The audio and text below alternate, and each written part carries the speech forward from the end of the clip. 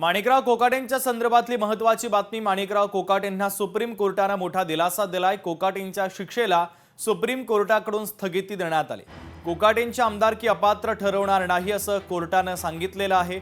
आमदार म्हणून अपात्र ठरवलं जाणार नाही असं सुप्रीम कोर्टाने स्पष्ट केलं आहे। तर कोकाटेंची आमदारकी अपात्र ठरवणार नाही असं कोर्टाने सांगितलेलं आहे। शिक्षेला स्थगिती मिळावी यासाठी कोकाटेंनी सुप्रीम कोर्टात धाव घेतलेली होती। सुप्रीम कोर्टाने कोकाटेंना मोठा दिलासा दिलेला आहे।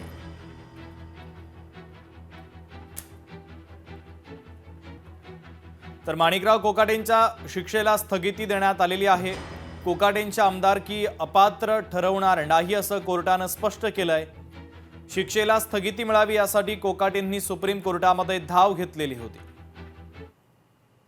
माजी कृषी मंत्री, माजी क्रीडा मंत्री, राष्ट्रवादीचे माननीय माणिकराव कोकाटे यांना सुप्रीम कोर्टाने त्यांच्या शिक्षेला स्थगिती दिलेली आहे आणि त्यामुळे सत्याचा विजय झालेला आहे। सत्यमेव जयते।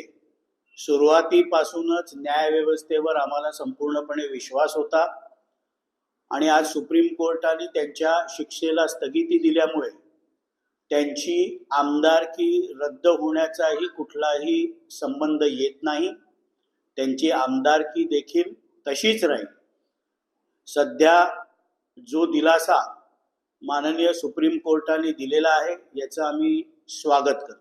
कोकाटे साहेब निश्चित प्रकारे माझे मित्र म्हणले तर ते आदरणीय माझे मार्गदर्शक आहेत आणि तो थोडं स्वभावाने मोकळा माणूस आहे, पण त्याच्या माणसाच्या मनात खरं तर काय गोष्टी नसतात आणि त्या गोष्टी त्यांची तब्येत अजूनही त्यांची तब्येत बरी नाही आणि ते काळजी घेत आहेत आणि त्यांना लवकर आपण त्यांना निश्चित प्रकारे लवकर त्यांना त्यांची तब्येत त्यांची चांगली व्हावी आणि ते दवाखान्यात लवकर बाहेर पडावेत। राजकारणात असं नाटक वगैरे नसतं। तुम्ही सगळ्याला माहिती आहे, आजार हा शेवटी आजार असतो आणि आपल्याला लक्षात आलं असेल की त्याचा आजार नसते, डॉक्टर लोकांनी सर्टिफिकेट दिलंच नसतं। बनावट कागदपत्र बनवून एखादी सदनिका लाटण्याच्या प्रकरणात महाराष्ट्राचा एखादा मंत्री असतो आणि त्याला कोर्टातून शिक्षा होते आणि त्याच्यानंतरही तो पदावर कायम राहतो।